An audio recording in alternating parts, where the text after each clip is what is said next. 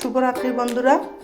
আজকে মেয়ে দুই রকমের একটা রেসিপি বানাবে, তোমাদেরকে দেখিয়ে দিচ্ছি। এখানে নিয়েছে কাতলা মাছ, এখানে নিয়েছে চিংড়ি মাছ।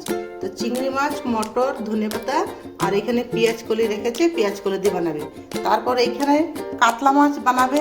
এই যে দেখো, আলু নিয়েছে, টমেটো নিয়েছে, এখানে 3 ধরনের শাক নিয়েছে, তার মধ্যে টক পাতা আছে। টক পাতা দিয়েই সব কিছু দিয়ে একটা রেসিপি করবে।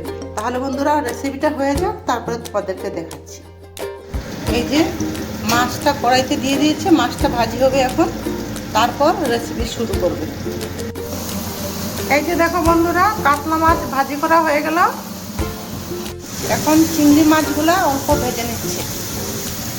এই দেখো বন্ধুরা, মটরশুঁটি, চিংড়ি মাছ, পেঁয়াজ কলি আর ধনেপাতা দিয়ে একটা সুন্দরভাবে একটা শুকনো শুকনো করে একটা রেসিপি বানিয়েছে।